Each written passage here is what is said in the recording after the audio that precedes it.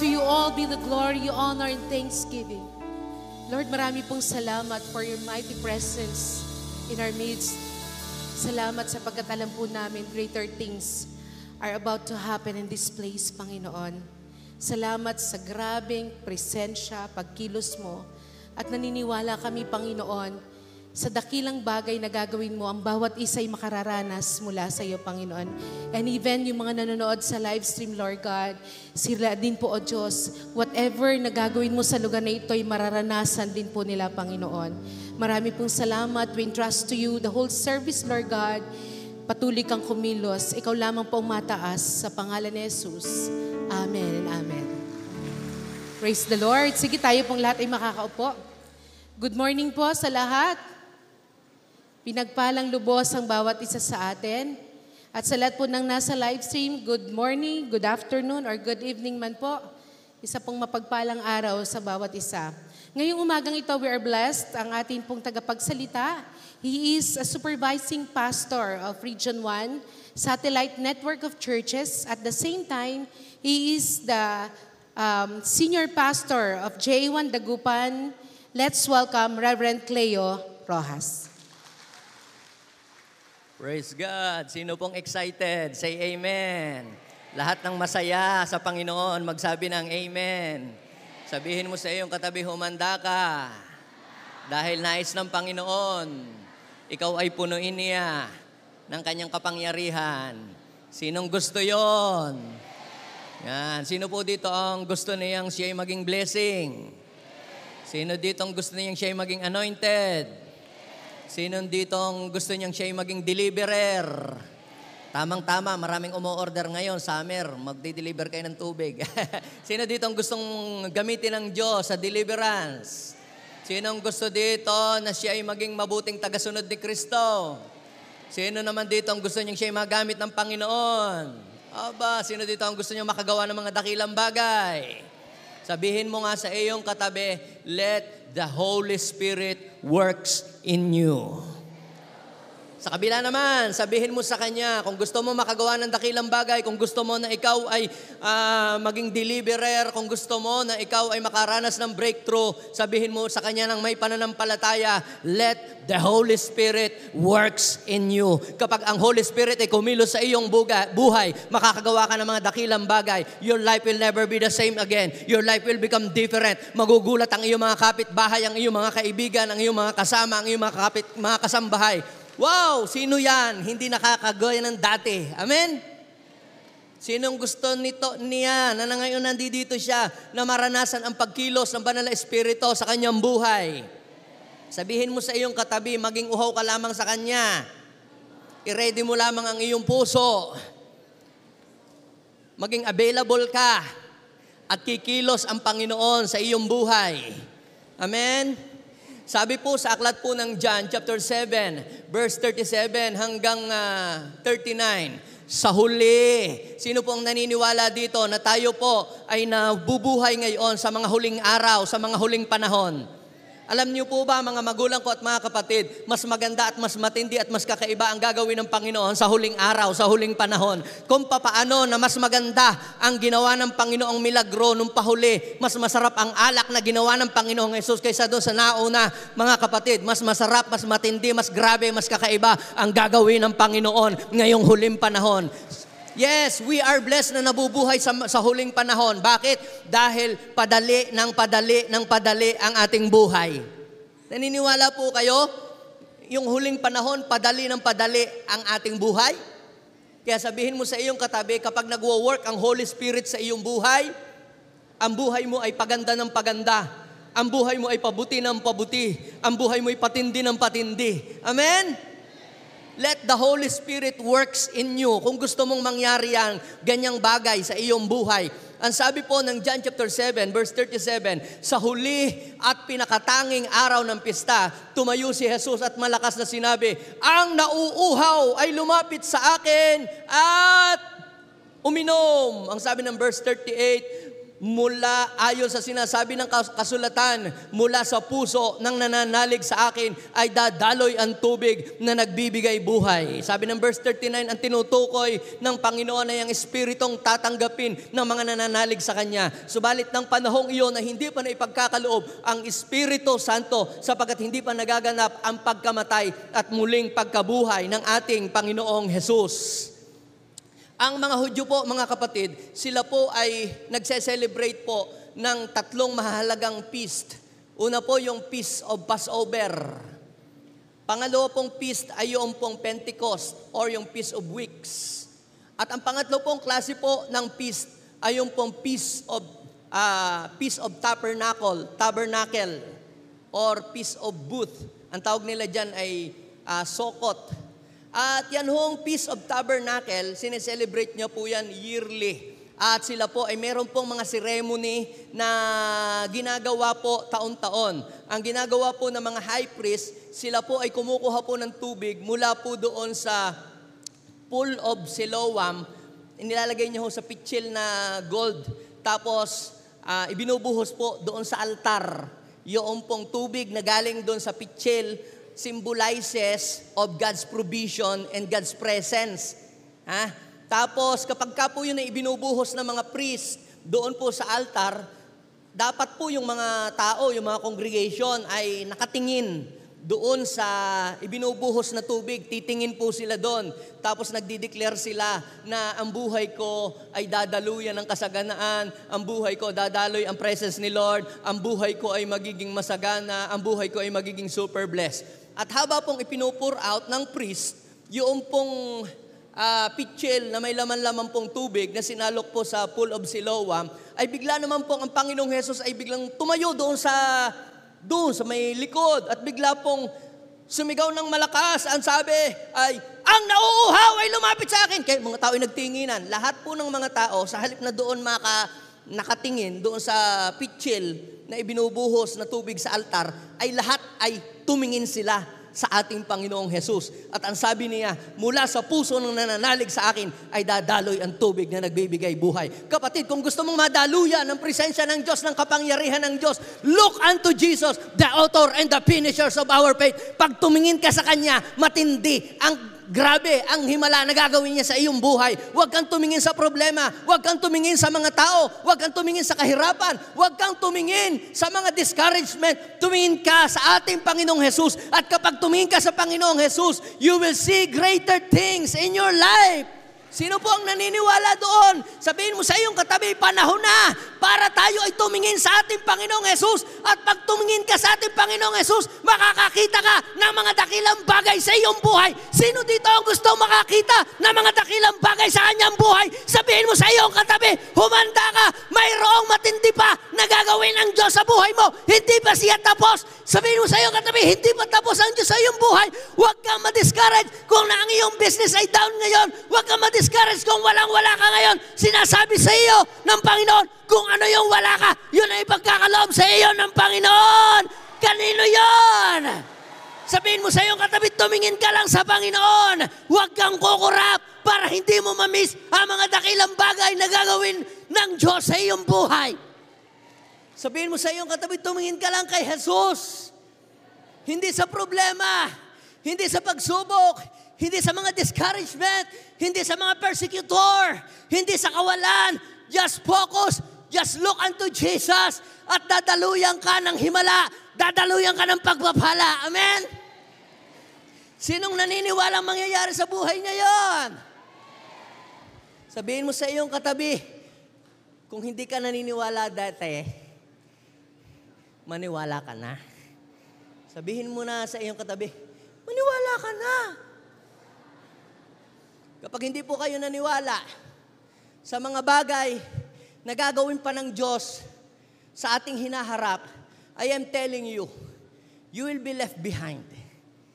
Pero, pag ikaw ay naniniwala, makakasabay ka doon sa mga dakilang bagay na gagawin pa ng Diyos sa ating hinaharap. Sinong gusto pong sumabay? Sabihin mo nga sa iyong katabi, sasabay tayo. Now, mga kapatid, knowing the Holy Spirit and knowing what He can do in our lives is a great blessing. Napakalaking pagpapala sa ating buhay kapag nakilala natin ang banal na Espiritu Santo at nalaman natin kung ano yung kanyang kayang gawin sa ating mga buhay. Who is the Holy Spirit? The Holy Spirit is the third person of the living God. Sabi ng Bible, sa aklat po ng 1 John, chapter 5, verse 7, there are three, sa New King James Version, there are three that bear witness in heaven. The Father, the Word, which is Jesus Christ, because Jesus is the Word, the living Word, and the Holy Spirit, and these three are one. So since the beginning, the Holy Spirit is moving, hovering. Kumikilos na ang Holy Spirit. Sa creation, nandun na din siya. Kung present ang Father, si Jesus, naandun na din siya nung creation. In fact, nung ang tao po ay nililikha ng Diyos, siya po ay naroon at kumikilos na. Ang sabi ng Father, let us make a man into our image. Nagsalita ang Father. At sabi ay kumuha siya ng alabok at ginawang luwad ito. Sinong gumawa noon? Si Jesus. Sino ba yung gumagawa ng putik? Dumudura. Di ba si Jesus? Sabi ng Father, ngayon lalangin natin ang tao ayon sa ating wangis. At siya ay kumuha ng alabok at ginawang luwad at ito'y kanyang inanyo. Si Jesus. At ito'y kanyang hiningahan. Breath of life. Sino yon? Ang Holy Spirit. Sabi ng Father, let us form man into our own image. At kumuha siya ng alabok at ginawang putik. Sino yung kumuha ng alabok at gumawa ng putik? Si Jesus. At kanya itong hiningahan sa ilong. At sino yung huminga na yon? Breath of life. John chapter 6 verse 63. Ang Espiritu ang nagbibigay buhay. Ang Holy Spirit ang nagbibigay ng buhay. There is only one God manifested in three persons. We are created according to the image of God. Dahil tayo ay created according to the image of God, meron din tayong tatlong sangkap. Sino po dito ang mayroong kaluluwa? Sino po dito ang mayroong espiritu? Sino po dito ang mayroong katawan? O, ilan ikaw? Isa, pero may tatlo kang sangkap.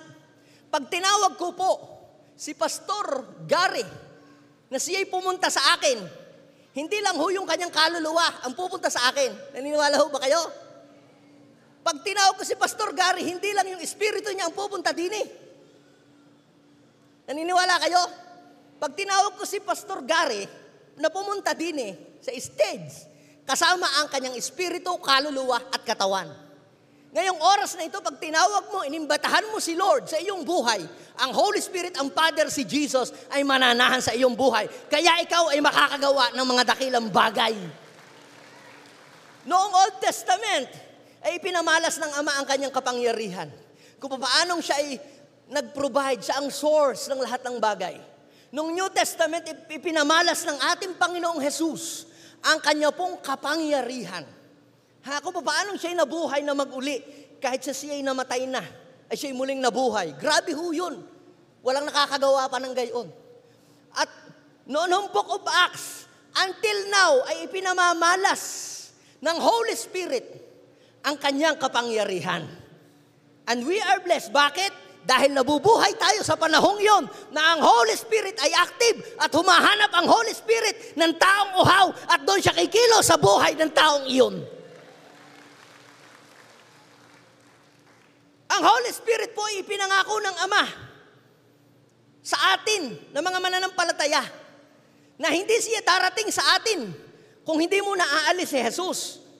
So si Jesus po ay nung umakyat sa langit, sabi niya, hindi ko kayo iiwanang nangungulila. Darating ang Banal na Espiritu na siyang gagabay sa inyo, tutulong sa inyo at magtuturo sa inyo at magko-comfort sa inyo. Mga kapatid, ang Holy Spirit po ngayon ay nandirito na sa ating kalagitnaan. Pero papayag ka ba na siya'y hanggang diyan lamang sa labas? Dapat ang Holy Spirit ay manahan sa iyong buhay. Amen? Sabihin mo sa iyong katabi, imbitahan natin ang Banal na Espiritu. It is impossible to live a holy life without the Holy Spirit. Are you with me? Without the Holy Spirit, you can do nothing. You are powerless. So only the Spirit, the Holy Spirit of God, has the power. Ano lang ang meron tayo? Kili-kili power. Pero yung tunay na power, wala tayo nun. Wala tayong kakayahan. Pero ang sabi ng Panginoon, darating yan sa inyo. You know, church, the Holy Spirit works in us in two ways. Una is through yung indwelling. Pangalawa po ay yung infilling. What is infilling at saka what is indwelling? Sabi po ng John chapter 20 verse 22, ito po ay nangyari nung ang Panginoong Hesus po ay mabuhay na mag-uli at sila po ay nagugulumihanan at masyado po silang para bagang nababother dahil nawala ang Panginoong Hesus. At habang sila po ay nag-uusap-usap, ang Panginoong Hesus po ay tumayo sa kalagitnaan at sabi, "Peace be with you." And then right after that, ang sabi ng Panginoon, sabi ng Bible, sila daw po ay hiningahan at ano sabi ng Panginoon? Receive the Holy Spirit. Sabihin mo nga sa iyong katabi, huwag mo nang hingahan, ha? Sabihin mo lang sa kanya, receive the Holy Spirit. Ang ibig sabihin po nun, it means to indwell. Lahat ng mga taong tumanggap kay Kristo as Lord and personal Savior, the Holy Spirit is indwelling in your life. Nag-i-indwell ang Holy Spirit, nasa sayo ang Holy Spirit. O ay bakit, Pastor? Sinabi pa ng Panginoon na huwag mo nang aalis sa Jerusalem. Sabi ng Acts chapter 1 verse 8, huwag mo nang aalis doon. Hintayin ang ipinangako ng Ama na darating and you will be clothed with power from on high. That is infilling. Yung receive the Holy Spirit, it means to indwell. Yung isa, yung infilling, it means to clothe. You will be clothed with power from on high. Sino ho dito? Ang bago pumunta dito ay uminom. Sino dito ang uminom ng tubig? Sino naman dito yung nung pumunta dito ay nagbuhos ng tubig sa kanyang katawan bago pumunta dito? Tayo pa namang mga Batanggenyo, para gan tayo naaasiwa pag hindi nakapagbuhos araw-araw. Sino po dito yung okay lang kahit isang buwan, kahit isang taon na hindi nagbubuhos at hindi naglulublob sa tubig? Okay lang?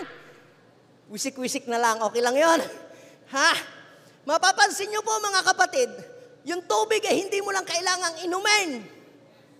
Lagukin. Yung tubig din ay kailangang ibuhos. Alam mo, pag binagbuhos ka, anong pakiramdam ninyo? You feel fresh. Sino dito ang fresh? Ang pakiramdam, fresh. Nung kayo ay nagbuhos kanina, ay fresh na fresh kayo. Ha? Yun pong infilling ay dapat ay mangyari sa atin araw-araw. Kapag araw-araw ikay binubuhusan ng Espiritu ng Diyos, araw-araw fresh ka. Kaya tingnan mo ang iyong katabi, lagi, fresh ba yan? Kaya yung mga taong nag-backslide, na wala ang Holy Spirit, nagmumukhang matanda. Di ba? Hindi na fresh, bilasana.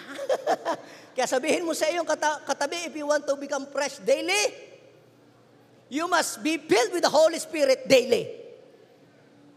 Ha? At sabi ng Bible, wag muna daw kayong aalis. Hintayin yung Espiritu na bumaba. Pagkatapos bumaba sa inyo, you will become a witness. So, tingnan ninyo, sabi po ng Acts chapter 1, verse 4 and 5. Pagdating daw ng Holy Spirit, ano daw ang mangyayari? Yan daw palang Holy Spirit ay pangako ng Ama. Ha? Si John daw po, sabi ng verse 5, si John ay nagbautismo sa tubig. Sino dito ang na-water baptized na? Pero sabi ng Bible ay hindi na magtatagal. In few days, you will be baptized with what? So there are two different kinds of baptism. Yung natural na baptism, pag sinabing baptism, it means baptizo, it means to immerse. Yung inilulubog ka. Yun ay tanda ng pagsisisi mo at pagtalikid mo sa iyong mga kasalanan. At nung ikaw ay nabaptize, yan ang iyong starting point. Yan ang simula na ikaw ay lalakad bilang alagad ng ating Panginoon. Kaya lamang ang problema, when you miss the second kind of baptism, at water baptism lang ang iyong naranasan, kadalasan yung mga na-water baptize lang, yan yung mga Kristiyanong lamigin. Tanungin mo yung katabi, lamigin ka pa rin? Ba? Alam niyo yung mga wina-water baptize, pagkalublob ni Bishop, akin na ang tulya. Lamigin. Pero kapag nabaptize ka ng Holy Spirit, mag-aapoy ang buhay mo. Sino ditong gusto niyang mag-apoy ang kanyang buhay? Sabihin mo sa iyong katabi, now is the time to become on fire in the Lord. Ito yung panahon na hindi ka mababackslide. Yung palamig-lamig. Yung may paulpot-ulpot, hindi. Dapat tuloy-tuloy ka. Amen? Para tuloy-tuloy ang blessing. Tuloy-tuloy ang breakthrough.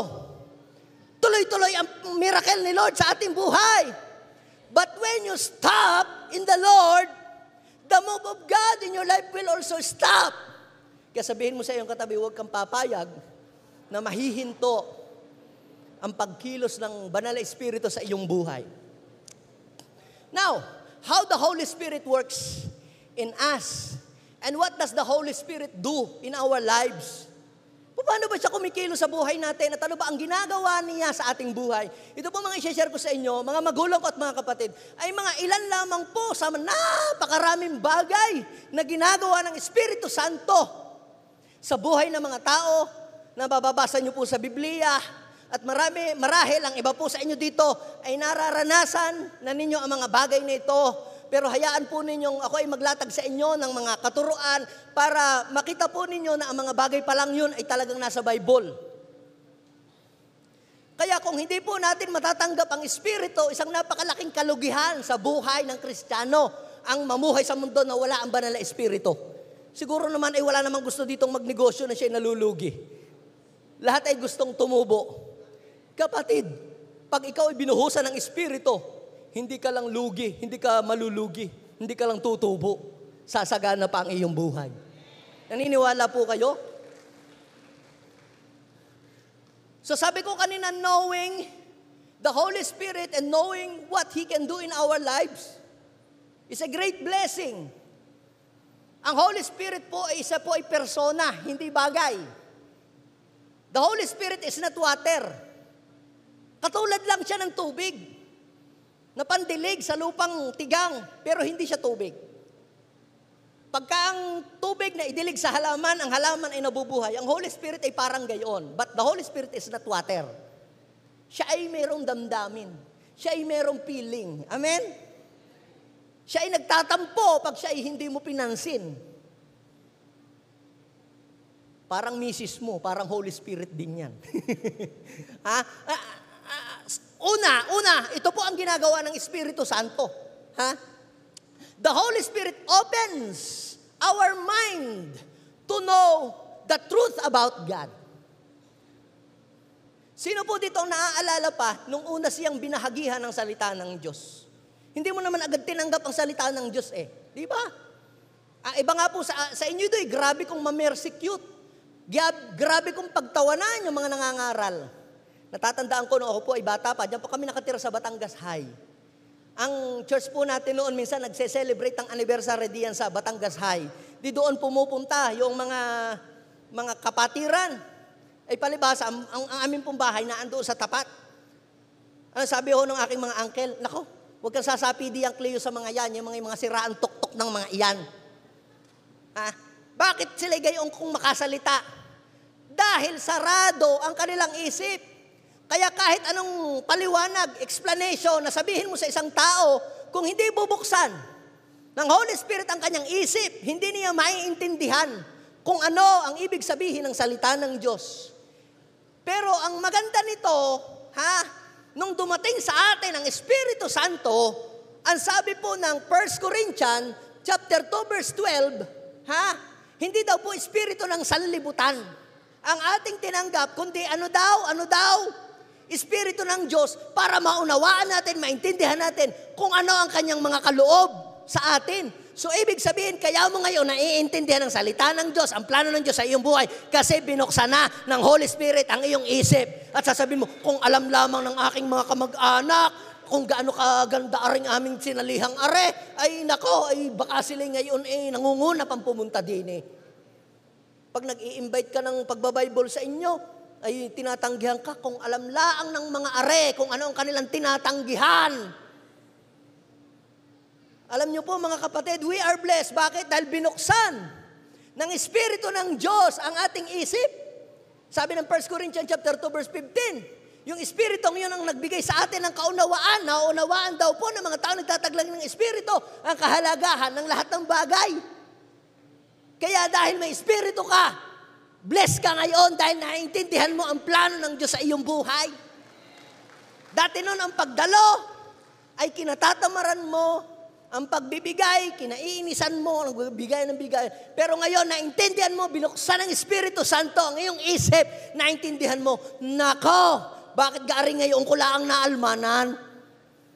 Sana'y noong pang ako'y batay, nalaman ko na agad para hindi na ako naghirap. Para hindi na ako na-scam, hindi na ako naluko, nabudol pa, sana'y noon pa. Di ba? Dahil binuksan ng Espiritu ang iyong isip. Sabi ng 1 John chapter 2 verse 27, ipinagkaloob na, sabihin mo sa iyong katabi, nasa iyo na. Nung tinanggap mo ang Holy Spirit, si Jesus sa iyong buhay, nung tinanggap mo si Jesus sa iyong buhay, the Holy Spirit is indwelling in your life. He is in your heart. At kapag daw siya ay nasa atin, tuturuan tayo. Hindi na tayo kailangan pagturuan ni numan. Pansinin nyo, hindi naman tayo araw-araw ay kasama ni Bishop para ituro sa atin ang mga bagay-bagay. Di po baga? I-imagine nyo, iisa-isahin tayong lahat ni Bishop, pupuntahan sa bahay para lang i-explain sa atin lahat ng ating mga mababasa. Ang hirap gawin nun. Pero bakit ngayon, pag nakikinig ka ng preaching, kung sino mang bakit yung aking binasa kanina sa Bible, kahapon ng isang araw, ay kaparehas ng explanation ni Bishop, ni Rep. Gio, ni Rep. Ito, ni Pastor Cleo, bakit nagkakaparehas kami? Kasi parehas ng Espiritu ang gumagalaw sa atin. Ako nga kanina gusto ko na rin mag-back up sana dahil kaparehas kami ng back up ng kulay ng damit. Same Spirit. So ano pang ibig kong sabihin, mga kapatid? Ang Espiritu ang nagbubukas ng ating isip para maunawaan natin ang mga bagay na hindi pa natin dati nauunawaan. Pangalawa, mga kapatid, the Holy Spirit transform us. Noong araw, usong-uso yung New Year's resolution. Di ba, sinong nakapag New Year's resolution na dito? Noong araw, Lord, beer Lord. Gin na ako iinom. Whiskey ako pilitin. Alak-alak sa'yo. Tanduayan mo yan, Lord. This is your son, Miguel. after one month, balik uli sa dati. Bakit gagayon? Gusto kong bumait, hindi ko naman magawa. Ay sadya, you can do nothing without the Holy Spirit that works or working in your life. Pero, kapag ang Holy Spirit ay dumating sa iyo, siya ang maglilinis at mag-aalis ng mga bagay na hirap kang tanggalin sa buhay mo. Yung baguhin ka, baguhin ako. Mga misis, ang role po ninyo, hindi baguhin ang mister ninya. Pag mong pangunahan ng Holy Spirit, minsan ikaw na ang Holy Spirit. Baguhin mo, ay, pupunta dito sa pastor, huwag kang mabisyo, huwag kang mag-inom, huwag kang malalasing, pupunta dito sa bishop. Parang gusto mo, ikaw na ang Holy Spirit. Magpapako ka na din sa cross, magpalagay ka ng koronang tinik. Para ikaw din si Jesus. Ang trabaho lang natin, ilapit si mister, ilapit si anak, ilapit si mami sa Diyos. Pero yung baguhin sila, trabaho ng Holy Spirit yon. Let God do His job. Si Paul, sabi niya po sa Corinthians chapter 3. In-illustrate pa nga niya si Moses daw po. Hindi daw tayo katulad ni Moses. Na nagtatalokbong siya, nagtatalokbong. Tapos inaalis lang ang talokbong pag naharap sa Diyos. Tapos ginawang illustration ni Paul, naalis na ang ating mga talokbong. Dati kasi, yung mga tao, pag binabasa ang scripture, hindi maintindihan, may talokbong. Pero kapag kumilos ng Espiritu sa kanya, natatanggal daw po yung talokbong. Yung veil na aalis sa kanyang isip. At sabi po niya, yun daw pong sinag ng Panginoon na nasa sa atin. Yun daw po yung sinag na mula sa Panginoon. Ang sinag na yon ay ang Espiritu na siyang bumabago sa atin hanggang sa maging mistulang kalarawan niya. Tingnan mo nga ang iyong katabi. Kung may sungay pa yan o wala na. Kaya sabihin mo sa iyong katabi, malapit-lapit ka nang maging kamukha ni Jesus. Yes, ang isang taong may Espiritu Santo, hindi na nagiging magagalitin. Tiga? Hindi yung lagi na lamang maangas, naubusan lamang ng pang-ulam, biglang nang lilisik na ang mga mata, lumalaki ang muscle, napupunit ang damit, biglang nagiging kulay green. Ano yan? Pero, yung dati, ikaw ay wala kang pag-ibig, nagkakaroon ka ng pag-ibig, dahil yung mga nami-persecute sa'yo, dati matitigan ka lang, bugbog sarado ka sa akin, ba't ganyan ka makatingin? Pero ngayon, kahit sinasabihan ka ng pangit, nagpapasensya ka na, nagpapatawad ka na, dahil nakikita na sa iyo, nag-ooperate na yung bunga ng Espiritu sa iyo, yung Galatians chapter 5, verse 22 and 23. Ikaw ay nagiging mabait na. Sabihin mo sa iyong katabi, dapat bumait ka na. Lalo na kung malapit ka na sa alas 5 at saka alas 6. Okay lang magsungit yung nando ka pa sa alas 12. Pero kung ikaw ay nasa alas 6 na at meron ka ng 20% discount, bumait ka na. Yan ang bagay sa iyo. Tayo ay nagkakaroon ng katuwiran. Dati noon, hindi tayo namumuhay sa katuwiran. Kung galit tayo, galit tayo. Pero nung tayo ay kilusan ng Espiritu, nagkaroon tayo ng pagpipigil sa sarili. Ibig sabihin, nag-ooperate ang Holy Spirit sa iyong buhay, ang bunga ng Espiritu.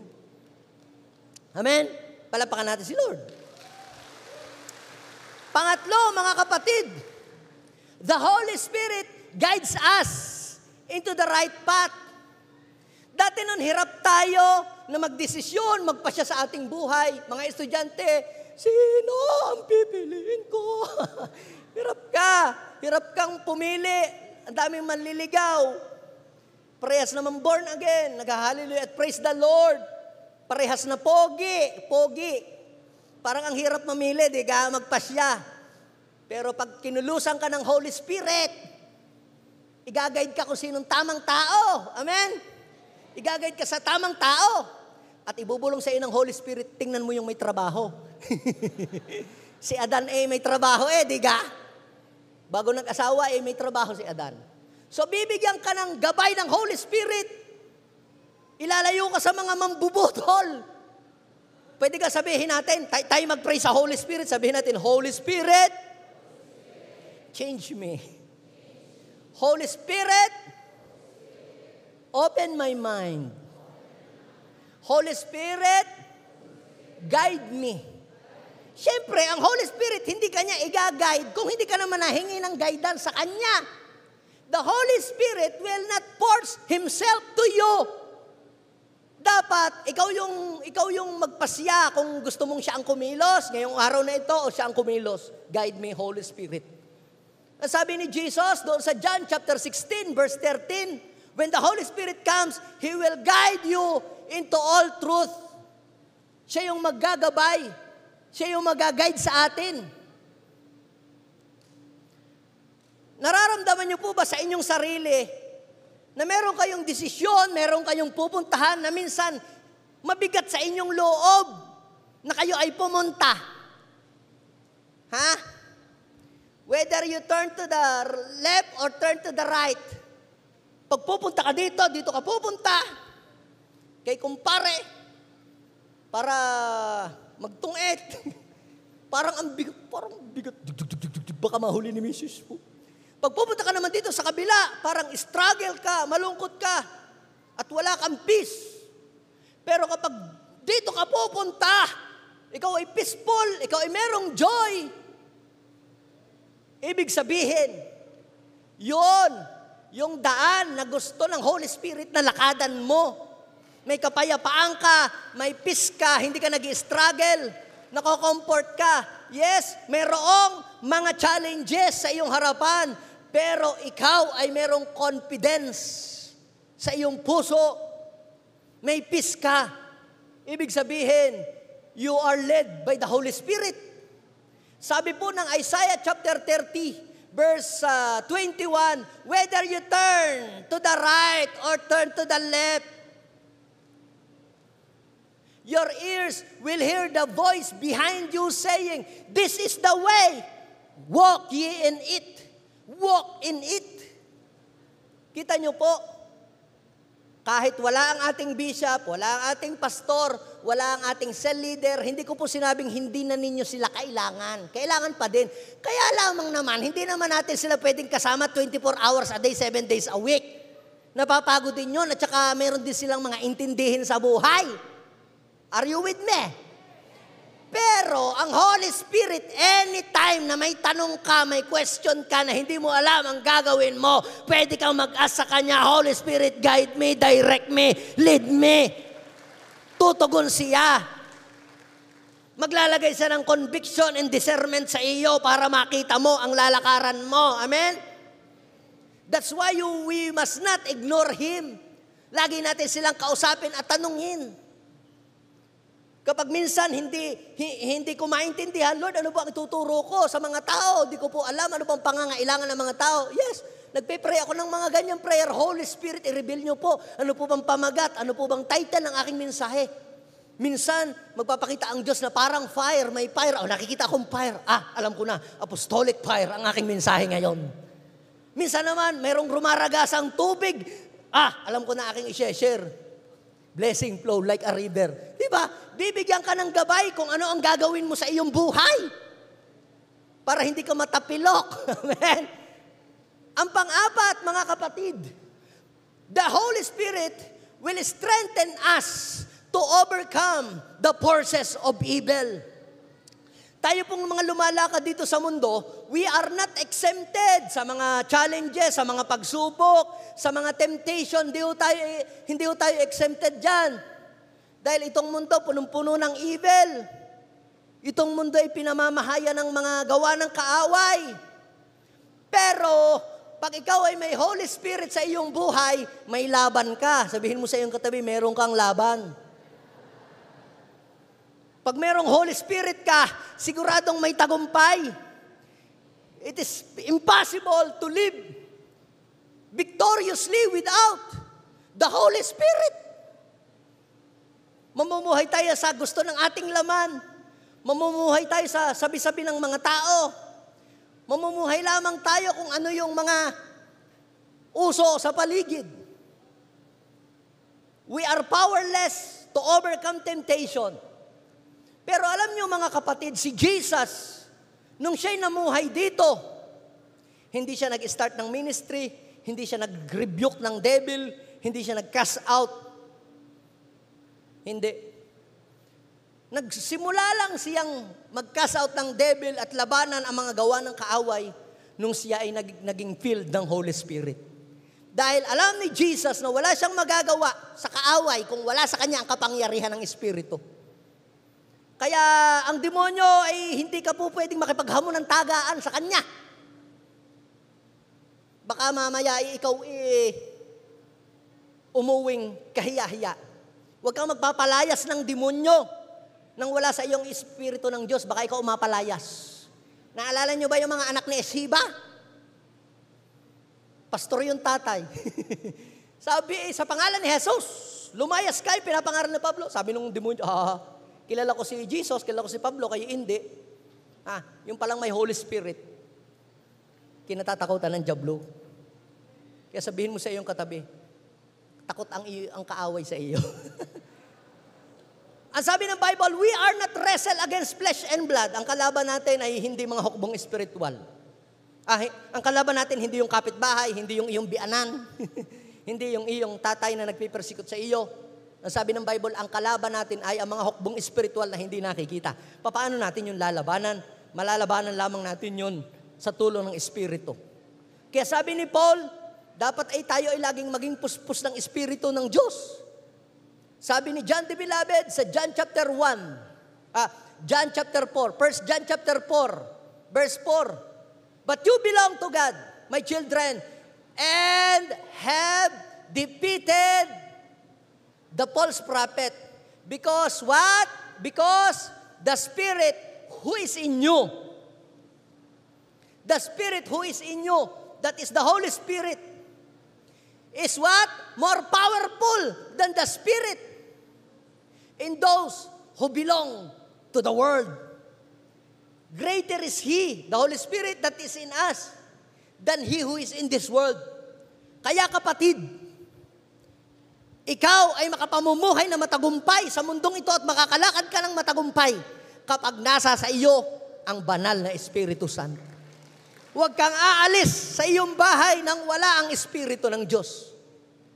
Dahil baka ikaw ay bugbugin ng kaaway. Pero kapag ang Espiritu ng Diyos ay nasa iyo, kapatid, wala silang magagawa. The devil can touch you. Nothing by any means hurt you. Sabihin mo sa iyong katabi, malakas ka lang kapag nasa iyo ang banal na Espiritu. Si Samson, sino ho nakakakilala doon sa Samson? Kay Samson. Yan. He is a man of strength. Isinama ho siya ng kanyang mga magulang doon sa Timna.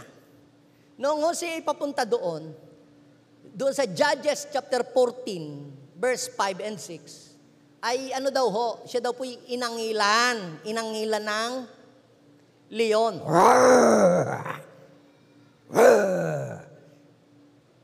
You know, church, do you believe that the devil is like that roaring lion? Ha? Sabi ng 1 Peter 5, verse 8 and 9, the devil is like a roaring lion. Ito literal. Literal na nangyari kay Samson. Noong araw, maraming naglipanan na leon. Nakasalubong niya yung leon. Inangilan siya. Roar! Ano pong ginawa niya? Siya ba'y nagtatakbo? Siya ba'y natakot? Siya ba'y nagtago? Ano ang sabi? Ha? Sabi po, nung daw siya inangilan ng leon, siya daw po'y pinalakas ng Espiritu ni Yahweh. I am telling you, pinupuspos ka ng Espiritu ng Diyos, hindi para matakot at magtago. Pinupuspos ka ng Espiritu ng Diyos para luray-lurayin mo ang lahat ng mga gawa ng kaaway sa harap mo. Sabihin mo sa iyong katabi, huwag kang papayag na aangilan ka ng demonyo. Huwag kang papayag na aangilan ka ng kaaway. Tumayo ka, rise up, at lurayin mo ang lahat ng gawa ng kaaway. Sabi, niluray lamang niya yon na parang isang bisirong kambing na maliit. Kapatid, gaano ba kalaki ang iyong problema? Yan man ay gailipante na problema. Kalaki. Pero kapag kumikilo sa iyong espiritu ng Diyos, kapatid, ang ilipante problema yan, bisiro lamang yan kapag nasa iyo ang espiritu ng Diyos. Sabihin mo nga sa iyong katabi, yung problema mong yan, bisiro lang yan. Ha? Kayang-kaya mo yung lurayin sa tulong ng Espiritu ng Diyos because the Holy Spirit will strengthen you, will empower you to destroy, to overcome the forces of evil. Even problema, even temptation. Hindi natin kayang labanan yon. But when the Holy Spirit comes upon us, when the Holy Spirit works in you, kapatid, yung hindi mo kaya, makakaya mo. Sabi ni Paul, I can do all things through Christ who give me strength. Sino yon? Sabihin natin, Holy Spirit, strengthen me. Sabihin natin, Holy Spirit, empower my life daily. Yan ang ating mga dasal. At ang isa pa, mga kapatid, the Holy Spirit gives us boldness to preach the Word of God. Sino po dito ang nakapag-share na ng Word of God sa iba? Sino naman dito yung hindi pa nasubukang mag-share ng Word of God? Kasi pagka may iba ng tao, siya nininirbyos. Ang umamin kayo, sino ho dito yung pagka may kaharap na madaming tao, nininirbyos na siya? Yung siya inerbyusin. Parehas pala tayo ako'y gayaan din ho dati. Hindi nyo ako mapapaharap sa ganitong mga kadaming mga crowd. Sa amin ho noon, pagka may bisita ako, natago ako sa kwarto pag may bisita. Pag wala na ang bisita, yun, nalabas ako, iniinom ko yung mga juice. Ay, ako'y nahihiya. Sino ditong nininervyos? Para mawala ang inyong pagkanervyos, ito ang unang payo ko sa inyo. Huwag kayong mag-iinom ng kape. Yan ay nakakanervyos. Pangalawang payo ko sa inyo, kung gusto niyo yung uminom ng kape, huwag na ninyong lagyan ng gatas. Yung gatas ay pampalakas. Pag inihalo ninyo sa kape, naku, lalakas lalo ang inyong nervyos. Just kidding, just kidding. Para mawala ang iyong takot at magkaroon ka ng katapangan, kailangan mong mabuhusan ka ng Espiritu. You must be clothed with power from on high. Kakapal ang mukha mo, mawawala ang iyong pagkamahiyain. Alam niyo, ako po mahiyain dati. Sa pagharap sa ako'y naaat-at pagka yung nagsasalita sa mga tao, naaalala ko, meron kaming acrostic noon, yung nutrition month. Lahat ho, isa ho ko sa yung letter A. Kakakalalabasa, parang speak in tongue, ay pwede kong may laban. Nakakahiya ho, gayon.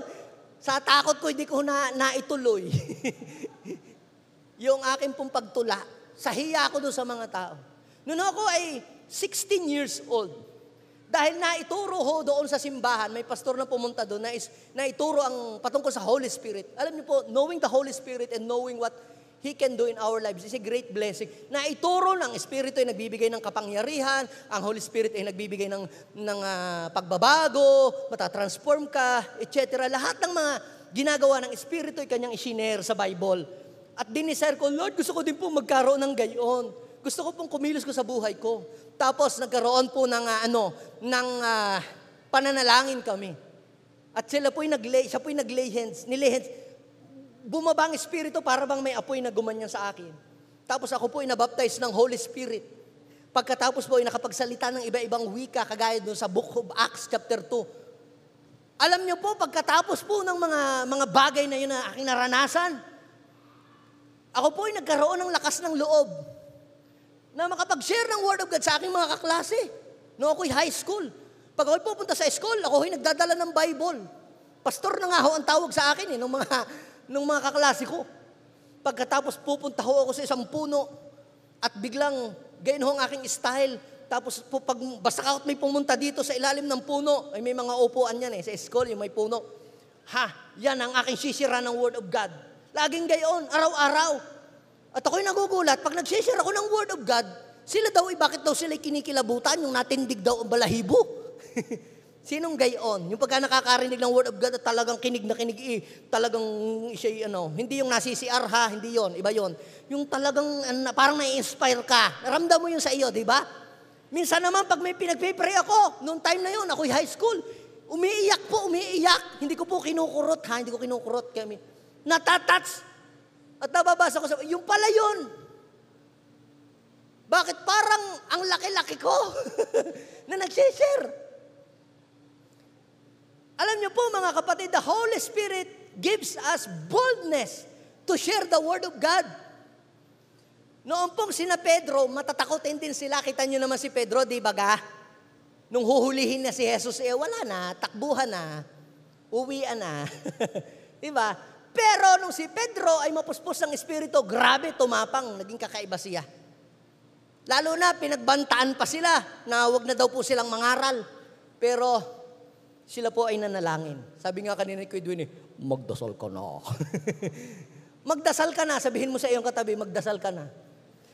Aba, doon sa Acts chapter 4 verse 31, nagdasal po sila.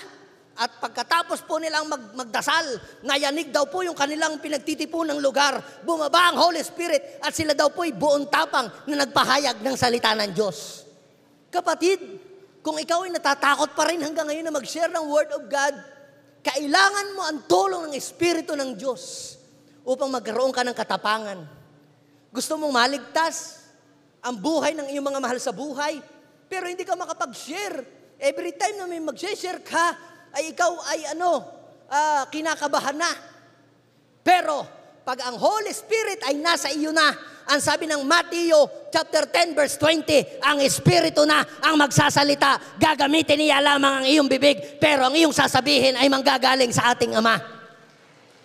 Magsasalita ang Holy Spirit sa pamamagitan mo. Are you there? Sinong gusto yon? Na magsasalita ang Holy Spirit sa pamamagitan niya. Kapatid, lahat ng makakarinig ng iyong pangaral, mababago ang buhay. Hindi lang yon, mga kapatid. The Holy Spirit anoints us to perform miracles. Alam niyo po, mga kapatid, tayo ay namamangha sa ginagawa ng Diyos sa buhay ng ating bishop, sa buhay ni na Rev Ito, sa buhay ng mga pastors natin, kapag sila po ay nagkukwento, sa buhay ni Pastor Gary, pag siya nagkukwento na sa atin, ang tindi, grabe. Sabihin mo sa iyong katabi, magagawa mo din yung ginagawa niya. Kapag nasa iyo ang Espiritu ng Diyos, noong araw po, mga kapatid, ang Espiritu ng Diyos para lang minsan bumababa lang sa mga prophet, sa mga hari, sa mga priest, yun lang, pili lang, at saka doon sa ibang mga leader na gusto ng Diyos na babaan. Pero hindi lahat binababaan ng Espiritu. Pero after Jesus' resurrection, basta't believer ka, you are entitled na babaan ng Espiritu ng Diyos. Yes. Ang sabi nga doon sa lagi nating naririnig na verse, sa Luke chapter 4 verse 18 to 19, the Spirit of the Lord is upon me. The Spirit of the Lord is upon me because He has anointed me. Sino daw nag-a-anoint? Sino nag-a-anoint? Ang Holy Spirit. Ang Holy Spirit ay person because He has anointed me. Oh, the Holy Spirit is a person to preach the gospel to the poor. He has sent me to heal the brokenhearted, to preach deliverance to the captives and recovering of sight to the blind. You know, church, only the person who has the Spirit of God can perform a legit miracle. Kung hindi Holy Spirit ang nagbibigay ng kapangyarihan sa isang tao para magpagaling, para mag-deliverance, hindi ho yun totoong milagro. Yun ho ay fake. Are you with me? Ang tunay na miracle ay yung taong kinakasihan ng Espiritu ng Diyos. Nababago ang buhay ng nagmi-minister. Amen? Walang bisyo ang nagmi-minister. Are you with me? Namumuhay sa kabanalan. Amen? Sapagkat ang Holy Spirit ay hindi siya magko-compromise. Kung kayo ay iinom ng tubig, diyan sa inuman. Basta ka kayo dadampot diyan ng baso na may lipstick, ikaw taga-Batangas ay bagari may lipstick at lalaklak na lang na gayaan. Hindi. Hahanap kayo ng malinis para paglagyan ng tubig na iinumin ninyo. Tama? Sabihin mo sa iyong katabi, humahanap ang Espiritu ngayon ng malinis na sisidlan na kanyang bubuhusan ng kanyang matinding kapangyarihan. Sinong gusto iyon? Now, before I end, how to experience the works of the Holy Spirit in your life? Gusto ko po yun. Gusto ko pong maranasan yun. Sino dito ang gusto niyang maranasan sa buhay niya yun? I-desire po natin. So, tatlong mahalagang bagay. Basahin muna natin yung ating binasa kanina sa John chapter 7. Verse 37 hanggang 38. Let's meditate on that verse. Sabi, sa huli at pinakatanging araw ng pista, tumayo si Jesus. At malakas na sinabi, ang nauuhaw ay lumapit sa akin at uminom. Sabihin mo sa iyong katabi, nauuhaw ka ba? Ano ang sabi? Ang nauuhaw ay lumapit sa akin at sabi ng kasulatan, mula saan? Puso ng nananalig sa akin ay dadaloy. Sabihin mo sa iyong katabi, dapat nananalig ka. Dadaloy daw ang tubig na nagbibigay buhay. Ano ba yung tubig na nagbibigay buhay? Yun yung Espiritu Santo. Natatanggapin mo. Nung time na yon, hindi pa daw na ibibigay kasi nga hindi pa na ipapako si Kristo sa krus. Pero, naipako na si Jesus sa krus. Namatay na't muling nabuhay at umakyat na sa langit. Ibig sabihin niyan, the Holy Spirit right now is here. Naghahanap lang siya ng mga tao na kanyang dadapuan. Sabihin mo sa iyong katabi, ako na yon. Number 1, ano ang kailangan? Sa verse na yan. How to experience the works of the Holy Spirit in our lives. Number 1 ay respond to God's invitation. Sino itong naimbitahan sa kasalan, naimbitahan sa birthday at kung ano-ano pa. Kaya pagka nabigyan ng imbitasyon, ay basta nyo lang itinatapon yung invitation. Yung tao nagre-respond, pupunta yan. Pag may busy, isasantabi yung kanyang pupuntahan. Magbibihis ng maganda at excited yan. Sabihin mo sa iyong katabi, respond to God's invitation. Sabi ng Panginoon, ang mga nauuhaw ay lumapit sa akin. Iniimbitahan ka ng Diyos. God is inviting you. All you have to do is to respond. Umuo ka lang. Kasi kung tatanggihan mo, ay next time na, saka na lang, hindi pa siguro, busy pa ako, marami pa akong gagawin. Kapatid, just respond to God's invitation. Pangalawa, ito, increase your spiritual appetite. Increase your spiritual appetite. Ang taong busog, tatanggi kahit ang ihain mo yung masarap na lechon. Tama? O sugpo. Diba naman, pastor, tatanggi ako dyan, pastor, di nakakataas ang kolesterol. Pero ang taong gutom, alokin mo yan. Kahit ang palayang ginisa, kakain yan kahit mapait. Kasi gutom. Alam niyo po, yung mga taong gutom at uhaw sa Panginoon, kahit minsan ang preaching ay nakakasakit sa puso, nakaka-rebuke, tanggap ng tanggap kasi gutom ka sa Panginoon. Gutom ka sa pagbabago. Gutom ka sa salita ng Diyos. Sabi ng Panginoon, ang nauuhaw ay lumapit sa akin. Are you thirsty? Nauuhaw ka ba sa Kanya?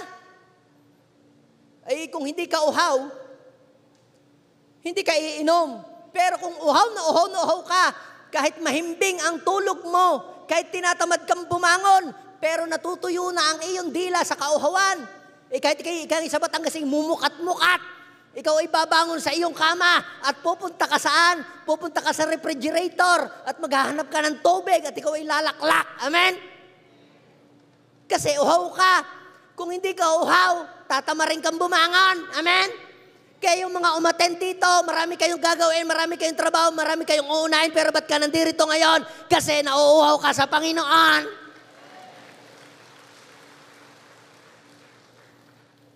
Isa pa, ito yung pangatlo na nakita ko diyan.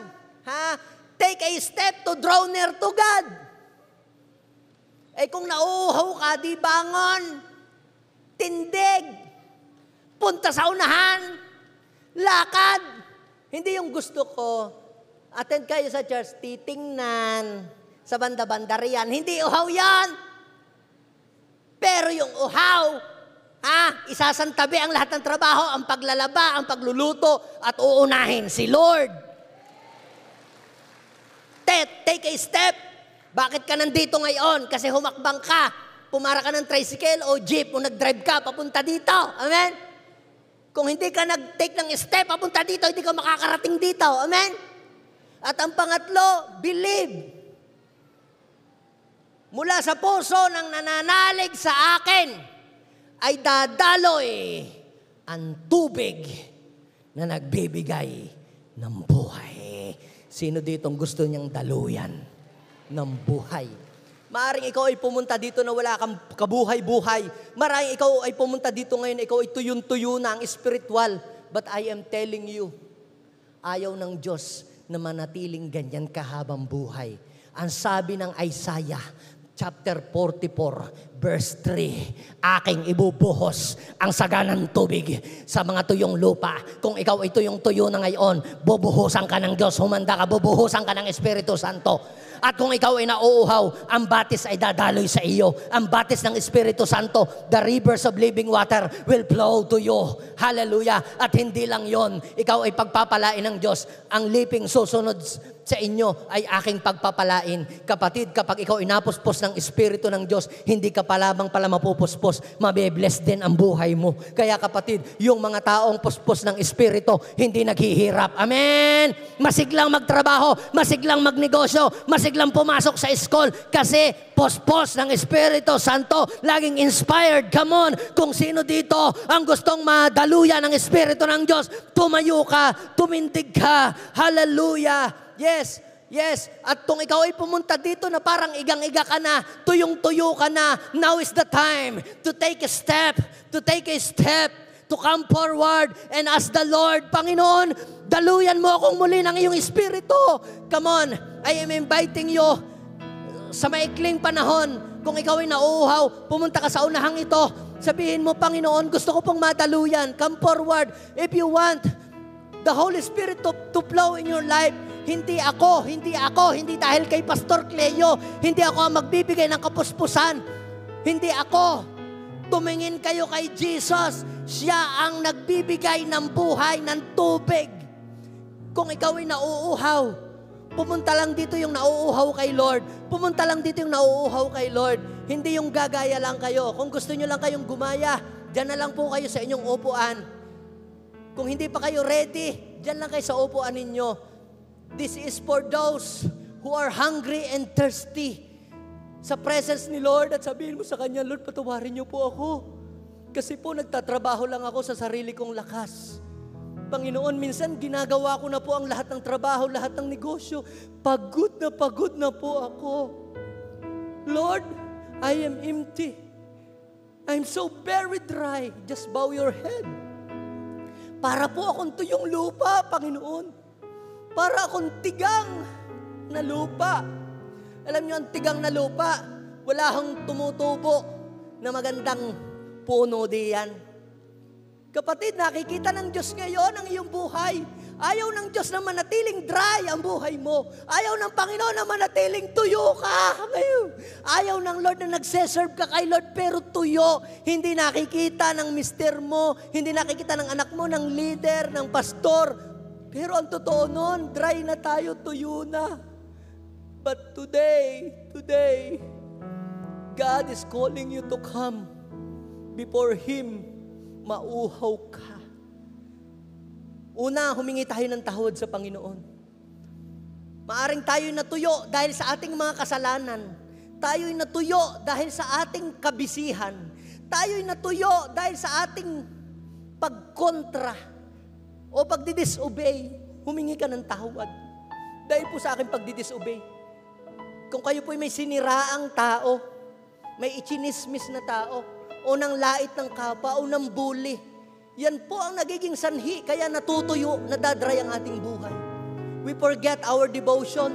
Tinamad na tayong dumalo sa church. Parang kahiyaan lamang kasi meron tayong obligasyon sa church na dapat gampanan. Pero kung totoo, kung wala yon, hindi na tayo magpapakita dito. Kapatid, ibig sabihin noon, nadra-dry ka na. Pumunta ka dito dahil nauuhaw ka dapat kay Lord. Pumunta ka dito dahil mahal mo si Lord. Yun dapat ang maging number 1 na tibok ng iyong buhay, puso. Ngayon, ask forgiveness. Lord, forgive me. Forgive me, Lord. Sige, if you want to cry, just cry out. Just cry out, Lord, nauuhaw ko sa iyo. Nauuhaw ko sa iyo. Tulungan niyo po ako. Sige, sige. Manalangin po kayo. Sabihin po natin, Panginoong Jesus, sa oras na ito, ako po'y nauuhaw. Lumalapit po ako sa inyo. Humihingi ako ng tawad. Kung ang buhay ko ay naging tigang, napabayaan ko ang aking pong first love sa inyo. Napabayaan ko po ang aking pagdidevotion. Ako po ay naging busy sa ibang mga bagay. Pero sa oras na ito, kumukunik ako sa inyo. Gusto ko po na madaluyan ng Espiritu ng Diyos ang aking buhay. Gusto ko pong muling manariwa ang aking buhay. Gusto ko pong maging pagpapala ang aking buhay. Yes, yes. Sige, ngayon, habang kayo po'y nakayuko at kapikit, mag-hallelujah kayo. Say hallelujah, hallelujah Jesus. Sige, mag-hallelujah, hallelujah. Sabihin mo, welcome Holy Spirit. Sige, desire, welcome Holy Spirit. Pastors, kung may pastor dito sa paligid, ilay hands po ninyo. Dapat merong sasalo sa likod bago kayo mag-lay hands. Sige, ang Holy Spirit, Holy Spirit, touch, receive, receive, let the Holy Spirit flow, flow, flow, flow, flow, flow, flow, flow, flow, flow, flow, flow, flow, flow, flow, flow, flow, flow. Flow, Holy Spirit, be filled, come on, out of your belly, the rivers of living water will flow, flow, flow, yes, yes, yes, be thirsty, yes, sikamahanda, yes, tongues, hallelujah, Lord, baptize them, say hallelujah, hallelujah, hallelujah, hallelujah, out of your belly, the rivers of living water will flow, sige, come on, hallelujah, tuloy-tuloy, tuloy-tuloy, tuloy-tuloy, tuloy-tuloy, tuloy-tuloy, nanay, pinapalakas ka ng Panginoon, hindi ka mananatiling dry, ang iyong panalangin ay pagkatapos na nagbibigay buhay na daloy. Yes, hallelujah, sige, hallelujah,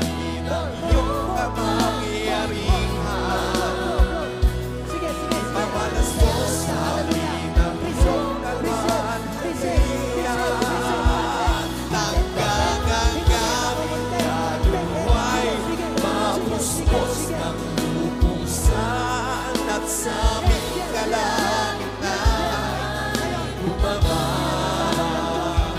Manahig ka, dakila ang iyong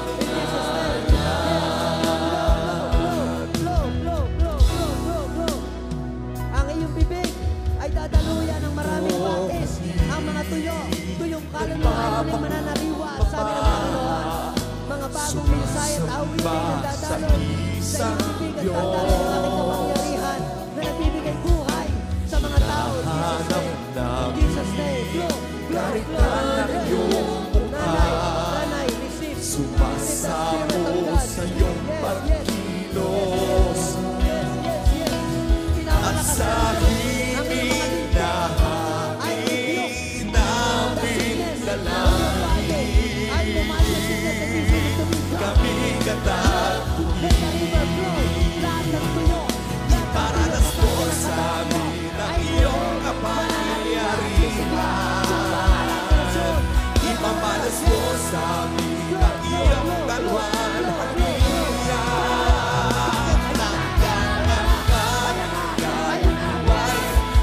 Puspos ng pupusan at sa aming kalangitan, bumaba ang kalangitan. Ayan na ang tubig. Tumataloy ang tubig. Sige, tangsa. Iparanas mo sa Open your mouth. Open your mouth. kapangyarihan. Mananariwa ka ulit. Mananariwa ka ulit. Yes. Mananariwa ka muli, sabi ng Diyos. Higit sa dati, ang kanyang gagawin sa inyong buhay. Yes. Never turn to the left, never turn to the right. Walk straight, say the Lord in Jesus' name. Yes. Catch it. Take it. Desire. Come on. Woo. Yes.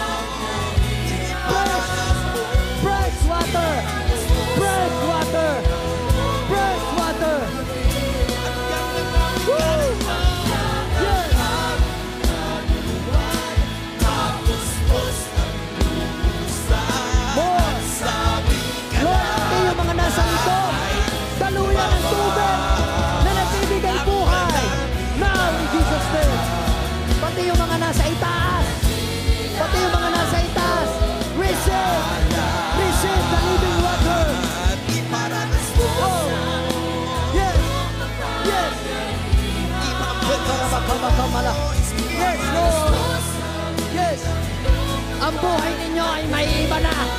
Hindi na katulad ng dati. Hindi na kayo magiging lamigin.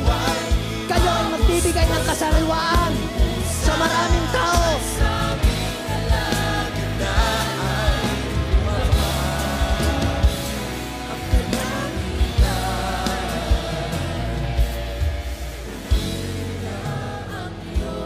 Panginoon,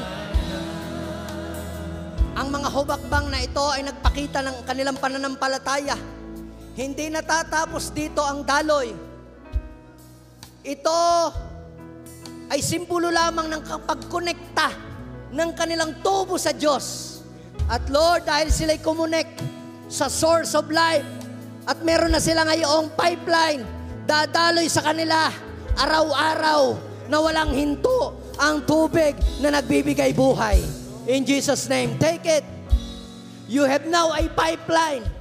Every time you ask to the Holy Spirit, a fresh water from the Holy Spirit, mananariwa ang iyong buhay.